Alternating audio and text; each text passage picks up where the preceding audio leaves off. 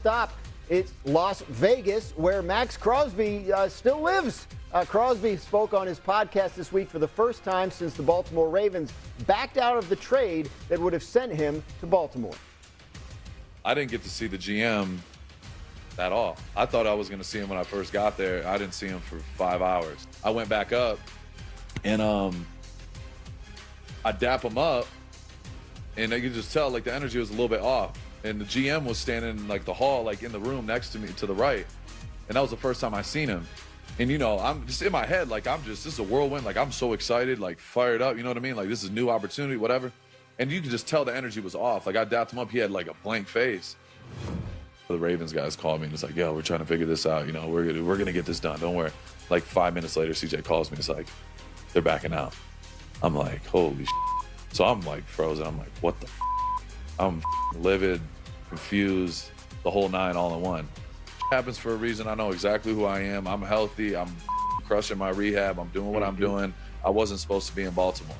And that's it. You know what I mean? I'm meant to be a Raider. It's through my damn core. And that's it. You know what I mean? I'll leave it simple as that. A low-energy dap is always a bad sign. Right? What do you make? Vibes are off. Yeah, absolutely. What do you make of what Max had to say there? It's not being weird and having bad tableside manners, which it sounds like the Ravens did. That's not a crime, and it's not indicative of anything. So I still tend to believe. Mina and I have talked about this all week. I tend to believe the Ravens' series of events. I do believe that he did have some worrying medicals coming off the meniscus. So I don't think anybody on the Ravens probably looks great here as far as letting him drive to D.C., letting him be on the tarmac without representation from the team. It's a little weird, but that in itself does not lend itself for me to any conspiracy theories. I'm going to need someone to clip Kevin saying being weird is not a crime. It's true. Going to have that one. Legalize it. Legalize being weird. All right. So I think for Las Vegas, and let's just spin this forward now, you have the opportunity here to get a motivated Maxx Crosby.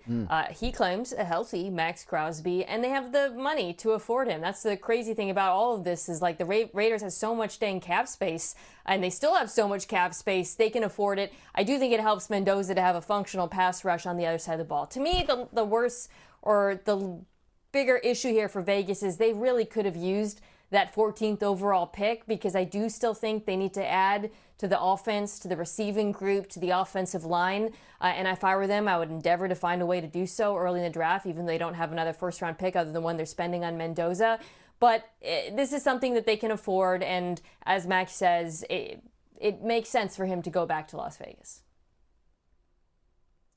It does, but I just look at the situation that they were in a couple weeks ago. It made sense for Maxx Crosby to go to a contender for 2 first-round picks. Now, the Raiders are not going to get 2 first-round picks and they put Maxx Crosby back on the market right now. There are just a lot of teams who were in that discussion, the Cowboys, the Jags, different teams that aren't going to be in those conversations now because they spent money elsewhere, or in the case of teams like the Commanders, actually went out and signed a free agent for significant money at that position.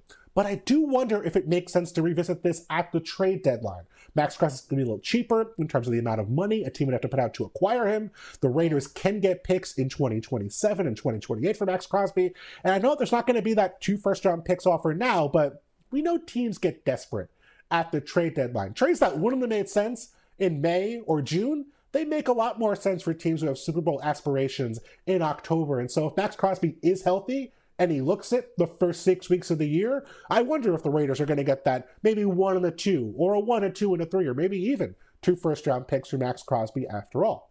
We'll see. I mean, part of the reason the deal was done in the first place was they felt like Max wanted out. Now he's talking like he doesn't want out anymore, so we'll see as it goes along. What? I was just going to say, Trey Hendrickson's a worse player. He's worse against the run. Maxx Crosby is one of the best locker room guys in football. The Ravens are worse off after this, so that's why I don't believe. And Trey Hendrickson got a market rate deal. So anything nefarious was afoot? I don't think so. Not here. I'm a conspiracy guy, but not here. Not this one. Hey, we have a surprise. All right, we'll have a surprise for you later when we come back from the break. I thought we were going to do it, but it'll be fun when it happens. Time now to read and react. Starting in Carolina, one of the Panthers' big free agent signings, linebacker Devin Lloyd, met with the media there in Charlotte earlier today. You know, there's a lot to be attracted to when it comes to the team, and ultimately that's why I ended up signing here. I think there's a lot of great pieces on defense, for one, and obviously being, a defender, that was one thing that I was looking for. I mean, you got a number of players, Derek Brown, J.C. Horn, obviously two most notable, but, Trayvon. There's guys all over the defense that make plays, and, I just want to come in and be a part of that playmaking unit and help elevate it the most I can. Nina, what do you think so far of the Panthers offseason? I share a lot of Devin Lloyd's sentiments. I do think they have a lot of nice pieces. And his mention of playmaking is really what got me thinking, because that's a big part of why he was able to get this contract. He was an interception machine, right? Mm-hmm. The fact that Carolina upgraded its pass rush, adding Jalen Phillips now next to Derek Brown, makes me like the Devin Lloyd signing more, because it makes it more likely he's going to get his hands on the football if they're able to pressure the quarterback. So in total, I think they've now have stars at all three levels, and I think the picture is coming together really nicely in Carolina. Panthers building, of course, off of a division title there in the NFC South. Off to Happy Valley now, where Penn State held its pro day on Wednesday. Quarterback Drew Aller explained what he was hoping to showcase to the NFL scouts. My game plan was just to come out here and just show teams what I can do from a film standpoint. Really, it was just to kind of showcase a lot of different things that I either put on tape or at the next level that you see a lot on Sundays. So a lot of my stuff wanted to be like play action stuff from under center and kind of just go through different layering the ball a little bit and driving the ball at the same time. So I feel really good about everything. Kevin, if you were an NFL team, would you be taking a look at Drew Aller in the draft? Ready for this take? Yes. Maybe. Ooh, yeah, red Scorcher, maybe. Big arm, NFL frame. He did a lot of good things at Penn State, but he was banged up. He made a lot of weird, risky decisions, and he didn't make a lot of NFL throws, okay? He didn't pull the trigger when he needed to on guys who I saw a scouting report with saying that when he would be NFL open, right? He doesn't throw guys open in the way that the guys want to see. So Mel Kiper has him fourth behind, obviously, Fernando Mendoza, Ty Simpson, Carson Beck. That's about right. He's a mid-round guy. Someone's going to fall in love with him because of the arm strength, because of the frame. I think he can be okay, and I think in a good system he can develop and play in a few years. He is not a day one guy, and he's not a sleeper. I don't think he's going to have a meaningful NFL starting career. So hard maybe. Hard maybe. Absolutely. You heard it here first.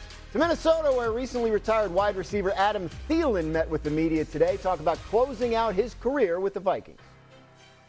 All the players I played with, the relationships, the time that we spent together, and the relationships that we built, there's nothing better. And it's the thing I'm going to miss the most, is just being in that locker room, building relationship with guys that you just never knew that you would come across, and build these strong relationships.